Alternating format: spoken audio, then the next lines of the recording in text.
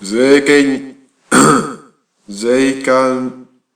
Précédemment. Soldat, j'ai accepté ton caprice pour ta dernière vidéo parce que ça parle de fesses, mais il va falloir rétablir un rapport avec notre belle France pour la prochaine, hein. À vrai dire, je comptais parler de la création du manga et de son évolution. Tu déconnes? Tu veux dire quoi sur ça? Donc ouais, c'est des BD japonaises en noir et blanc qui se les à l'envers. Tu penses avoir réussi? Tu crois que tes belles paroles arrivent à glorifier une simple BD sans couleur, avec des héros stupides aux grands yeux et aux cheveux en pique?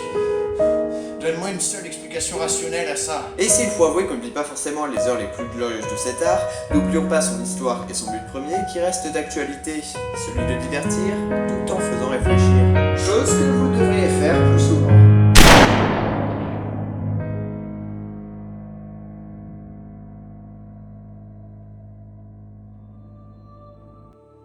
L'information du jour est bien évidemment la mort soudaine du surnommé Commandal, connu pour sa fermeture d'esprit et sa moustache. Ça a pas l'air d'aller. T'occupe. Tu sais, t'aurais mieux fait d'y réfléchir à 2 fois avant d'appuyer sur la Et gâchette. c'est pourquoi je l'ai pressé 2 fois. Bon, toi qui aimes présenter des animés gentillés, t'aurais pas un truc bien naïf à me conseiller, histoire de me changer les idées, quitte à être un shoujo à l'eau de rose? Justement, en parlant de ça, j'ai un manga qui traîne depuis pas mal de temps sur mon PC et ça s'appelle Deep Love. Bon, je l'ai pas encore lu, mais avec un nom pareil, ça doit pouvoir correspondre à tes ententes. Je te l'envoie? Ouais, vas-y.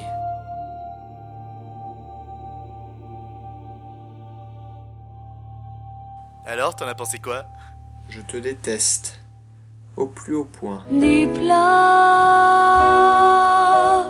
愛が私を救ってくれ Il m'est arrivé de lire ici et là des commentaires de gens ne comprenant pas comment le manga et l'animation pouvaient aller au-delà d'un simple passe-temps. Une lecture ou un visionnage agréable permettant de se vider la tête et de mettre de côté l'espace de quelques dizaines de minutes les soucis du quotidien. Et j'envie votre naïveté. Vraiment. Aujourd'hui, on parle donc de prostitution, de viol, de drogue, de maltraitance animale, d'incompétence médicale, et j'en passe. D'une lecture aussi dure et crue qu'elle est complète et ambiguë, et donc difficile à traiter, ça va de soi. Ainsi, mesdames, mesdemoiselles et messieurs, je vous souhaite la bienvenue dans ce gros bordel vidéoludique.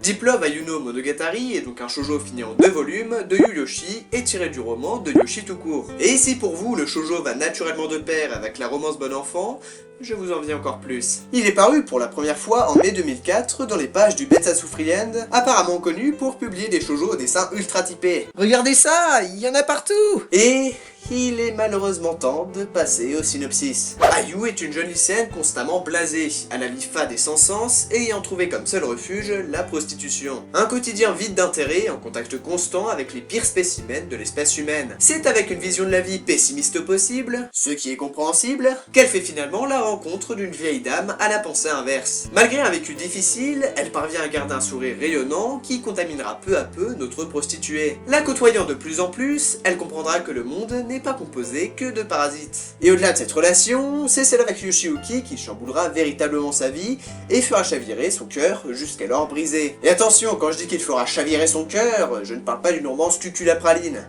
Non, là il s'agira de repousser ses limites en se prostituant encore plus pour lui permettre une opération du cœur. Car si Ayu s'investit pleinement dans cette lutte, jusqu'à des conséquences que je vous laisse découvrir, ce n'est pas le cas de son père qui n'est qu'un alcoolique n'en ayant absolument rien à faire de son fils. Le vice étant tellement poussé à l'extrême qu'il accepte de reconsidérer la chose uniquement si Ayu couche avec lui, ce qui finalement ne l'oblige pas à tenir promesse. Vous l'aurez compris, Ayuno Monogatari est une romance atypique mettant en avant les déviances humaines. Qu'il s'agisse de profs, de pères de famille, de chefs d'entreprise, chacun semble dénudé de morale et d'éthique. Ça va d'ailleurs bien plus loin qu'une simple paranoïa sexiste, puisque là-dessus la parité homme-femme existe bel et bien. Et pourtant, les protagonistes de l'histoire créent un contraste avec une joie de vivre constante face à leurs propres expériences. Reina est une camarade de classe naïve et mal vue des autres qui se lancera elle aussi dans la prostitution par amour envers Ayu. Bao est quant à lui un chien à la langue tranchée qui se battra contre la maladie pour rester aux côtés de ses nouvelles maîtresses. Et je pense que je n'ai pas besoin de plus développer Yoshiyuki et la vieille dame pour que vous preniez conscience qu'eux aussi sont des personnages forts. On assiste donc au combat d'une lycéenne tombée dans les méandres de la société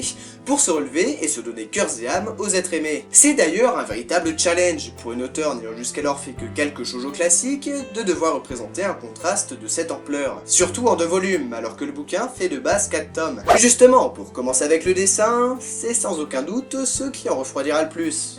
Dont moi. Il fait en effet très typé shoujo classique, avec les décors vides et les personnages aux grands yeux. Ce qui en soi n'est pas une mauvaise chose, puisque ça met en évidence leurs émotions. Rien qu'en voyant le regard vide d'Ayu dans les premières pages, on arrive facilement à la cerner. Mais il n'empêche que c'est pas non plus une extase visuelle. Le découpage et la narration vont justement de pair avec sa froideur, et sont même parfois un peu bordéliques. Mais ce qui fait le principal défaut du manga, et d'un autre côté son gros point fort, c'est le fait qu'il aille droit au but.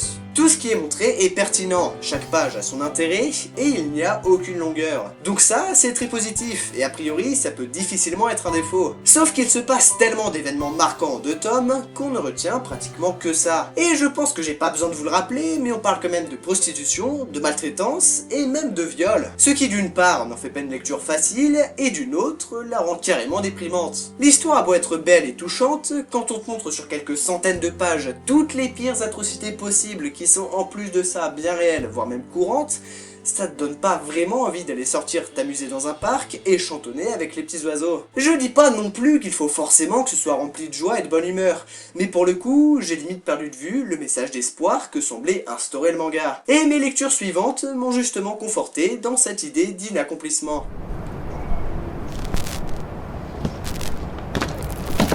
Paru seulement quelques mois après Ayuno Monogatari dans le Weekly Young Magazine, Reel est une série de 19 volumes dessinée par la main de Tetsu. Se déroulant juste après l'histoire de sa prédécesseur, on y suit Yoshiyuki dans une quête de sens tourmenté. En effet, et c'est dur à expliquer sans spoiler la fin de Ayuno Monogatari, il se lance dans une carrière de gigolo pour comprendre ce que son aimé avait pu ressentir. Une symbolique forte puisque l'on assiste alors à la reconversion d'un ange innocent aux services les plus bas et sales de la société. Et il va mettre encore plus difficile d'exprimer mon point de vue quant à cette série, puisque je n'ai réussi à trouver que les 3 premiers tomes, en anglais qui plus est. Donc si je devais résumer ce que j'en ai pensé, au début je me suis dit que c'était joli, et puis après quelques pages j'ai changé d'avis, et oui bon, pour être tout à fait honnête, j'y ai pas compris grand chose. Ce qui n'est pas bien grave, puisque ce n'est pas le seul manga nous illustrant l'histoire du point de vue de Yoshiyuki. Et que l'on reprend cette fois-ci avec la plume de Yu. Host est donc une adaptation en 2 volumes, ayant débuté elle aussi en 2005, dans les pages du Besatsu Freehand. Là où on avait avec Reel une fiction se développant essentiellement sur de nouveaux personnages, à ce que j'en ai compris, il n'est ici plus question que de protagonistes que l'on retrouvait déjà dans Ayuno Monogatari. Yoshiyuki se lance bel et bien dans la prostitution, mais fera aussi la rencontre de Ayu, une petite fille aveugle. Comme vous l'aurez deviné, il fera donc le rapprochement avec sa Ayu, ce qui semble logique puisque cette fillette n'est autre que celle de Reina, qui lui a donné ce nom en souvenir de son amie. Les 2 personnages principaux sont donc Yoshiyuki, qui décide de veiller sur la mini Ayu, et la mini Ayu elle-même, qui se verra envoyée chez une tante cruelle qui n'acceptera pas sa présence, et celle de son chien Pao. Il sera donc question de drogue, de médecins incompétents, de maladies incurables, d'humiliation, et j'en passe. Et tout ça se terminera encore une fois sur une fin déprimante, mais où l'espoir persiste dans le personnage combattant de Yoshiyuki. Youhou! Vous l'aurez compris, dans chaque série succédant à Ayuno Monogatari est développé un des personnages secondaires de celle-ci. À croire que même le chien y aura droit. Pao no Monogatari suit, comme son nom l'indique, les tristes aventures de Pao en se plaçant cette fois-ci avant Ayuno Monogatari dans la chronologie Deep Love, tout en la rejoignant au début de son second et dernier volume. Illustré par Akio Kurosawa et publié par la Kodansha, sa parution s'est étendue de 2005 à 2006. Pao est donc un chien abandonné, ne cessant depuis son plus jeune âge de subir la cruauté humaine. Le premier tome met par conséquent le lecteur face à l'abandon animal, mais aussi la misère humaine et la triste réalité des soi-disant protections animales. Ce qui est encore une fois joyeux tout plein, à travers néanmoins une mise en forme plus soignée que les précédentes. Et pour ce qui est du deuxième et dernier, il reprend tel quel les périples d'Ayuno Monogatari, mais du point de vue canin, puisque les pensées de cette pauvre bête sont bien plus subtiles et sensées que l'on pourrait le croire. Je dirais même que c'est une des narrations qui m'a le plus touché. résumé. Ayant pour habitude des protagonistes qui ont conscience de la purulence du monde environnant et qui soit s'y confrontent, soit s'y confortent, on n'est ici qu'un chiot insouciant et sans défense qui ne demande qu'un minimum de confort, qui ne cherche qu'une âme charitable et se retrouve avec un gosse pourri gâté qui lui tranche la langue pour l'avoir surpris en train d'égorger un chat errant. Et ce n'est qu'un détail de son périple. Le récit a justement tendance à installer une situation stable, où le chien semble avoir retrouvé son bonheur perdu, pour qu'elle se détruise ensuite en une page avec les pires procédés possibles. Ce qui semble d'ailleurs plus généralement être une marque de fabrique pour Diplove. Le premier volume propose donc une lecture aussi abrupte et dérangeante que ses prédécesseurs, tandis que le deuxième reprend, comme j'ai déjà dit, exactement la même histoire que Ayuno Monogatari, mais du point de vue de Pao. Ce qui crée une grosse répétitivité pour ceux l'ayant déjà lu, même si elle reste intéressante et apporte son petit quelque chose. Elle est même vraiment pertinente si l'on ne s'attend justement pas à une histoire totalement inédite. Ce qui est aussi le cas pour la dernière adaptation en manga des récits de Diplove.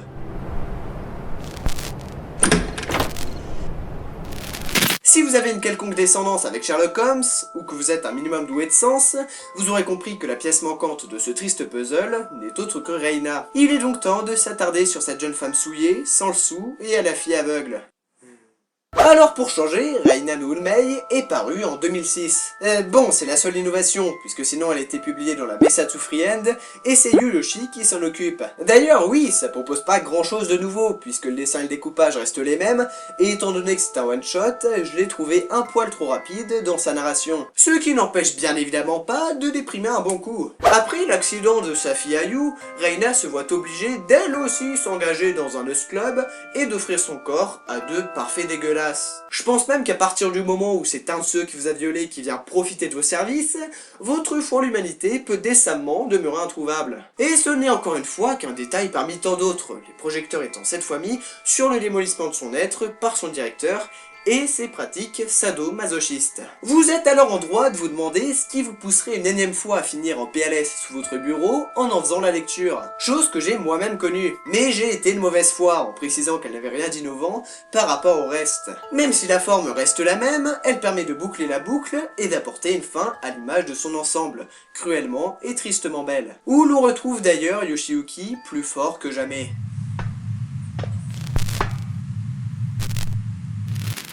Bon, alors je vais passer très rapidement sur ces deux dramas, puisque pour le premier, je n'en suis qu'à son 3e épisode, et pour le second, je n'ai même pas réussi à le trouver. Encore une fois, diffusé dans les années 2004, à croire que c'était le gros succès du moment, Ayuno Monogatari propose 13 épisodes d'une vingtaine de minutes, et mettant Iwasa Mayuko dans la peau de notre toute première prostituée. Formulation qui, hors de contexte, peut paraître quelque peu ambiguë, je vous l'admets. Bon, pour ce qui est des points forts, il y a justement le jeu d'Ayu qui rend le personnage tout à fait crédible et à l'image de ce qu'il est dans le manga. Chose qui n'est pourtant vraiment pas évidente. En plus de ça, elle n'est pas une exception, puisque l'ensemble du casting est convenable. Il arrive aussi à faire des ajouts intéressants par rapport au manga, et prend plus de temps pour introduire les protagonistes sans qu'il y ait pour autant des longueurs. Et rien que ça en fait non seulement une bonne adaptation, mais aussi un très bon drama agréable à suivre. Mais puisqu'il faut quand même citer ses quelques défauts, la mise en scène est banale avec seulement quelques plans se démarquant sans rien d'exceptionnel, la post-production se veut quant à elle trop novatrice, en ajoutant des effets qui, au lieu d'apporter une réflexion nouvelle, ont plutôt tendance à casser les rythmes et donnent une impression de surfait. Pour revenir sur le jeu d'acteur, hormis le fait que celui de certains clients est clairement trop surjoué, oui, non mais je veux bien que tu veuilles appuyer le vice du personnage, mais de base, c'est pas non plus censé dédramatiser totalement la scène. Oh mon dieu. Le pire est sans aucun doute le personnage de Reina.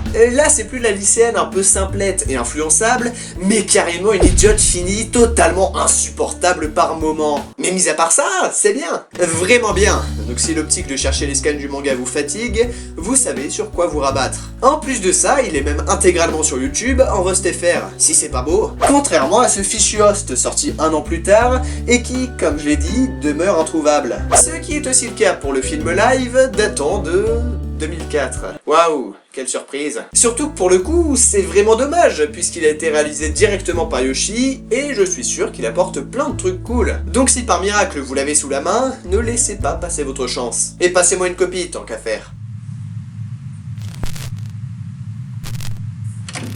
Parce que oui, après tout ça, j'en redemande. Deep Love est pourtant, et ça je pense que ça ne nous a pas échappé, une expérience dure qui n'améliore pas sa santé mentale et elle a fâcheuse tendance à faire l'effet inverse. Une œuvre nous montrant les vices bien réels de notre société et nous mettant face à une réalité dure à annihiler et à supporter, celle de la prostitution et de la misère sociale. Le manga est cru et ne montre que l'essentiel tout en exposant le vice à l'état pur. Et malgré tous les défauts que j'ai pu citer précédemment, il est très bon, voire même excellent. Pourtant, la première lecture d'Ayuno Monogatari ne m'avait pas emballé. Mais justement, il ne faut pas considérer Deep Love comme plein de petites séries, mais comme un ensemble, une unité. Si vous vous limitez qu'à une ou deux de celles-ci, vous aurez loupé les 3/4 de ce qui fait l'essence même de Deep Love. Ce qui n'empêche que le fait qu'elle soit découpée comme ça lui est aussi bénéfique, puisqu'elle propose une lecture fragmentée qui serait beaucoup trop lourde en un seul bloc. Et une fois qu'on a fait le tour de ce qu'elle est capable de nous proposer, on comprend enfin pleinement l'enjeu de l'œuvre et son univers. Au-delà de ce ton froid et dur, elle apporte avant tout un message d'espoir pour tous ceux et celles qui pourraient malheureusement s'identifier. L'amour, le vrai, celui qui lie les cœurs et qui donne envie de se battre, de persévérer pour quelqu'un quand on n'a plus la force de le faire pour soi-même, c'est ce sur quoi tout repose. Et je peux vous dire que vu la manière dont c'est traité, ça n'a rien d'une morale à l'eau de rose. Alors oui, je vous conseille du plus profond de mes entrailles Deep Love, que ce soit sa lecture ou son visionnage. Et maintenant que vous savez à quoi vous attendre, je souhaite bon courage à ceux qui ont le cœur suffisamment accroché, et j'espère qu'avec le recul, ça vous sera bénéfique. Parce que oui, une lecture qui prend aux tripes, ça fait du bien parfois. Même si elle le prend peut-être un peu trop, puisque rien n'est encore arrivé en France. Il va donc falloir se reposer sur les quelques scantrades. Je mettrai donc une note finale de 17 sur 20. C'est une œuvre difficile, maladroite par moments, avec ses défauts évidents, et qu'il vaut mieux ne pas faire d'une traite. Peut-être même qu'une minorité d'entre vous la fera jusqu'au bout, et elle n'est en fin de compte pas très accessible. Mais elle propose une panoplie de thématiques toutes plus dures à digérer les unes que les autres, et tellement complète, que l'on ne peut pas y rester indifférent. Quant à la question de la relation humaine, elle est aussi vraie et réaliste que le reste. Elle est même parfois aussi maligne et cruelle, alors qu'on pense pouvoir faire confiance qu'à soi-même, voilà qu'on se surprend à s'attacher à quelqu'un. Quelqu'un qui nous fait voir sa propre vision des choses, qui nous fait rire, nous énerve, et quand tout dérape, on sait que l'on peut se reposer sur lui. Une personne sortant de nulle part peut, sans que l'on s'en aperçoive, nous donnant envie de s'accrocher, de continuer, de repousser ses limites. Mais il arrive aussi qu'on déconne, qu'on rompt tout contact avec elle, et qu'une fois l'irrécupérable étant fait, on s'aperçoit de sa vraie valeur. Et à ce moment-là, quand tout semble perdu, que l'on se retrouve seul à nouveau, qu'est-ce qui nous reste ? N'hésitez pas à laisser un pouce bleu, un commentaire, ou à partager cette vidéo si elle vous a plu, et je vous dis à la prochaine. Ciao. Est-ce que j'entends? Alors comme ça on faiblit? Vous Ici Mais je vous ai... Tu devrais savoir qu'il faut bien plus de 2 balles pour anéantir une nation. Alors vous revenez? On reprend tout? Et comment? Il y a de la YouTube money à rattraper, soldat.